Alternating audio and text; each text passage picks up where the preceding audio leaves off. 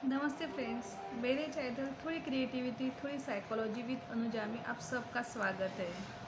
आज की हम क्रिएटिविटी देखेंगे रिंग प्लेटर से पूजा की थाली कैसे बनाएं और पूजा की थाली से रिंग प्लेटर कैसे बनाएं। होता क्या है ना कि हम सोचते हैं कि एक दिन के लिए या एक घंटे के काम के लिए हम रिंग प्लेटर क्यों खरीदें, उसमें पैसे क्यों इन्वेस्ट करें, क्योंकि वो तो चीज़ ऐसे ही रखी रहेंगी, पड़ी रहेंगी। अगर आपने रिंग प्लेटर ख़रीदा है और आपके घर में ऐसे रखा है तो उसे अलग अलग तरह की थालियों में कैसे बदला जा सकता है या पूजा की थाली में कैसे बदला जा सकता है, ये हम आज देखेंगे। और अगर आपके घर में पूजा की थाली है तो उससे हम रिंग प्लेटर कैसे बना सकते हैं, ये भी आज देखेंगे। तो शुरू करते हैं आज की क्रिएटिविटी। ये एक स्टील की थाली है जिसे मैंने अच्छे से वेलवेट का कपड़ा लगा लिया है और अंदर से लेस लगा के इसे अच्छे से सजा लिया है। तो आप इसे देख पा रहे होंगे। तो अगर आपके पास में कोई रेडीमेड अच्छी सी थाली है तो आप वो भी ले सकते हो, और अगर नहीं है तो इस तरह से उसे सजा भी सकते हो। मैंने ये पहले से ही इसलिए बना के रखा था क्योंकि इसे थोड़ा टाइम लगता है और इसके लिए मुझे मेरे हस्बैंड की मदद लेनी पड़ी।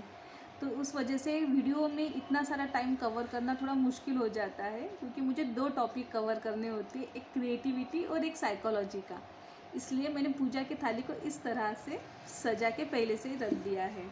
अब हम देखते हैं कि ये एक थाली अगर हम अच्छे से सजा के रखेंगे ना तो इसे अलग अलग तरीके से हम किस तरह से बना पाएंगे। तो यहाँ पर सबसे पहले हम एक बैटरी प्लेस कर देते हैं।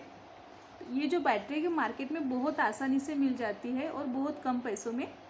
इसे मैंने लेस लगा के अच्छे से सजा लिया है ताकि इसे जब हम थाली के बीच में रखेंगे तो ये बिल्कुल भी पहचानने में नहीं आएंगी कि ये बैटरी है। तो देखिए इस तरह से हमने इस बैटरी को यहाँ पर प्लेस कर दिया है।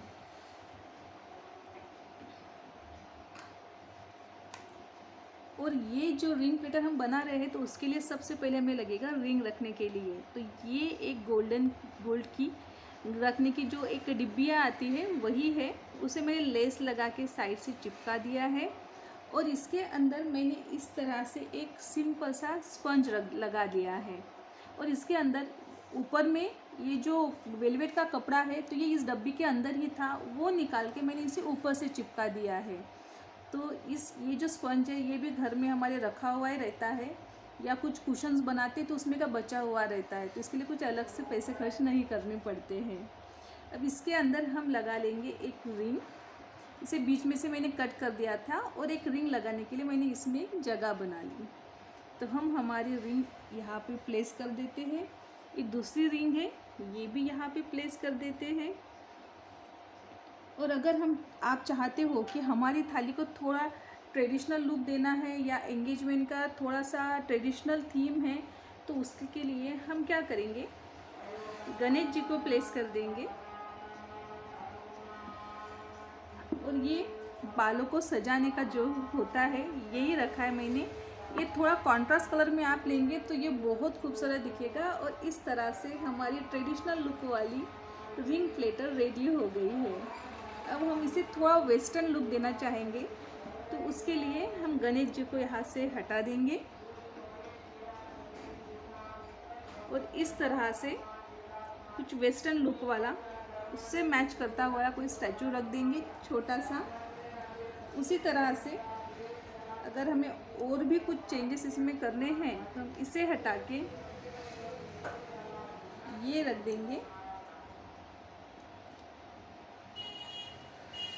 तो इससे क्या होगा ना, आपके घर में अगर अलग अलग फंक्शंस भी हैं तो अलग अलग तरह के फंक्शंस में हम इस तरह की हमारी थाली बना सकते हैं और इसे अलग अलग तरह से यूज़ कर सकते हैं। उस तरह से आप यहाँ पर दूल्हा दुल्हन के फ़ोटोज़ भी रख सकते हो। उसी तरह से अब हम देखेंगे कि हम इसे पूजा की थाली किस तरह से बनाएं। तो अब हम इसे ये हटा देंगे, उस तरह से ये जो हमारे रिंग की डिब्बियाँ है ये हटा देंगे। अब हमें क्या करना है, हम कोई भी सामान इसमें रखेंगे, अगर हम पूजा की थाली रख रहे हैं या रिंग प्लेटर बना रहे हैं तो हर सामान को हमें ये जो 2 वे का जो टेप आता है इससे हमें अच्छे से चिपका लेना है। इसे हमें अच्छे से परमानेंट फिक्स नहीं करना है, इसीलिए हम यहाँ पे टेप यूज़ करेंगे, कोई और सामान नहीं। क्योंकि उससे क्या होगा ना कि हम फटाफट फट से कभी भी चेंज कर सकते हैं। तो अब हम पूजा की थाली बनाने के लिए इसमें ये हल्दी कुमकुम, उसी तरह से हमारे गणेश जी, और आपको जैसे पसंद हो वैसे फूल या पूजा का सामान आप इसमें रख सकते हो, और इस तरह से हमारी पूजा की थाली बन जाएगी।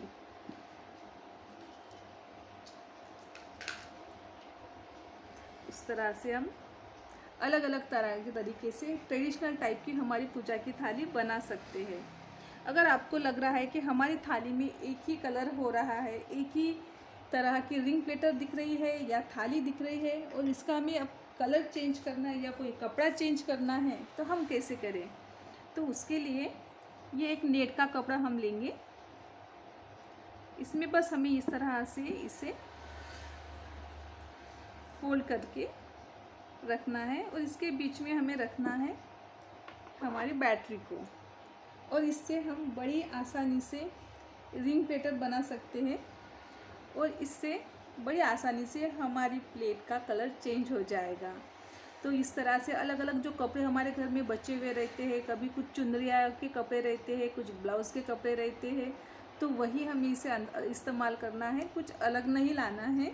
घर में जो है उसी सामान से हम आराम से रिंग प्लेटर या पूजा की थाली बना सकते हैं। उसी तरह से जैसे आप मार्केट में जब भी केक लाते हो तो उसके साथ में ये एक प्लेट आती है, बहुत खूबसूरत रहती है ये प्लेट। देखिए कितनी शाइनी प्लेट है।